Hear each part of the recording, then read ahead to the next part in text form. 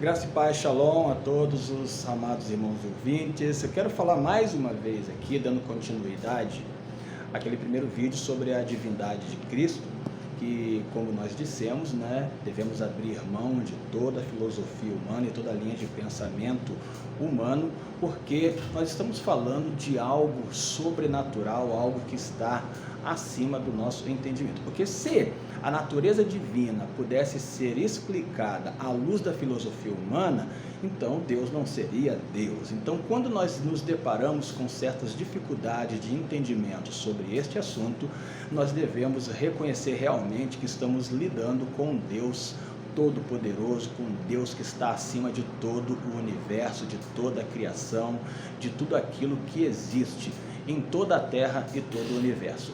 Então, o que eu quero agora aqui deixar para vocês é sobre a humanidade de Cristo. Alguns textos que nós encontramos nas Escrituras, como João 14, versículo 28, que deixa algumas dúvidas, quando as pessoas pensam que Jesus não pode ser Deus justamente porque ele está afirmando que o Pai é maior do que ele.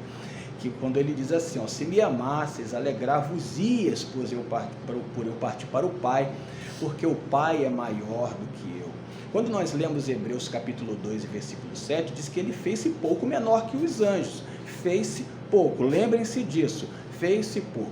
Agora um texto que fala claramente sobre a humanidade de Cristo, para que nós possamos nos encaixar dentro desse contexto, para entendermos as razões pelas quais Jesus falou a respeito da sua condição de servo, está em Filipenses 2, versos 5 a 11, quando diz assim, tende em vós os mesmos sentimentos que houve também em Cristo Jesus, pois ele mesmo subsistindo em forma de Deus, não tomou como usurpação ser igual a Deus, mas rebaixou-se assumindo a forma de servo, sendo reconhecido em figura humana, a si mesmo se humilhou, tendo sido obediente até a morte e morte de cruz, pelo que Deus o exaltou sobremaneira e lhe deu um nome que está acima de todo nome, para que o nome de Jesus todos os joelhos se dobrem no céu, na terra e embaixo da terra, e toda a língua confesse que Jesus Cristo é Senhor, para a glória de Deus Pai. Então nós encontramos aqui a maior evidência, o texto mais bem explicado pelo apóstolo Paulo, que fala que ele não tomou como usurpação o ser maior, menor, igual. Ele era igual, porque João capítulo 5, a partir do verso 21, diz que ele tem a mesma honra que o próprio Pai.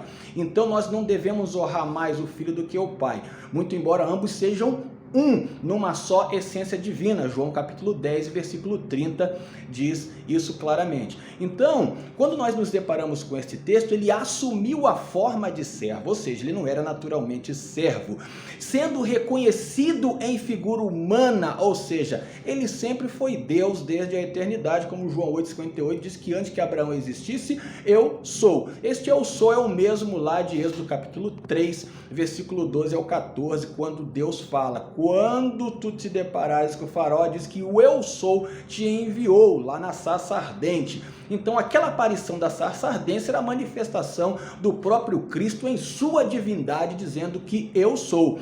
E ainda diz, aquele que nega que eu sou morrerá nos vossos pecados, João capítulo 8, versículo 24.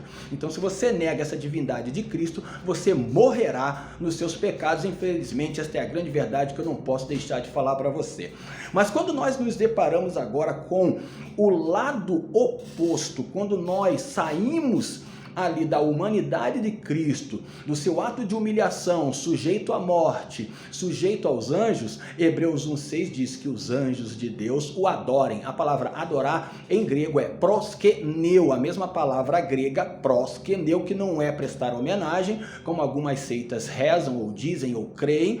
A mesma palavra aparece concernente a Deus, quando Jesus diz isso lá em Mateus capítulo 4 e versículo de número 10, quando ele diz que só o Senhor teu Deus adorará e só a ele prestarás culto. Como em Mateus 28, versículo 9, a mesma palavra grega proskeneu aparece referente a Cristo, quando ele disse, salve, todos o encontraram, dobraram seus pés e diz as escrituras que todos ali o adoraram. Então ele foi adorado, e desde criança, como em Mateus capítulo 2, ali do versículo 9 a 11, você vê também que Jesus, desde nascença, desde criança, desde a manjedoura, ele já era adorado como Deus, como o próprio Tomé, em João capítulo 20, verso 28, disse, quando pôs os dedos nos seus cravos, Senhor meu e Deus meu. Então Jesus é Deus e ele é Senhor. Como Isaías capítulo 9, versículo 6, fala a respeito dele profeticamente, o grande profeta messiânico que falou no capítulo 53 do seu livro sobre a humanidade, sofrimento de Cristo, e ele falou também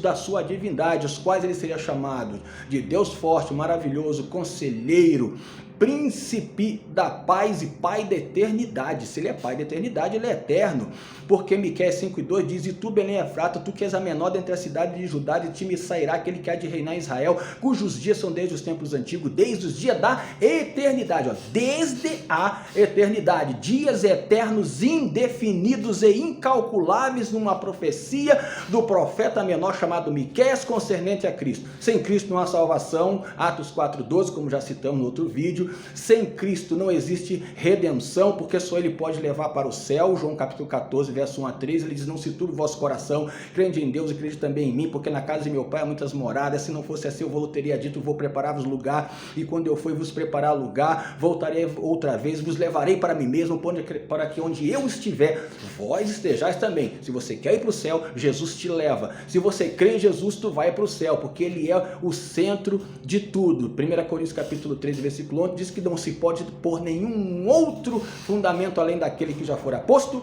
Cristo Jesus. Deus abençoe a todos. Amém.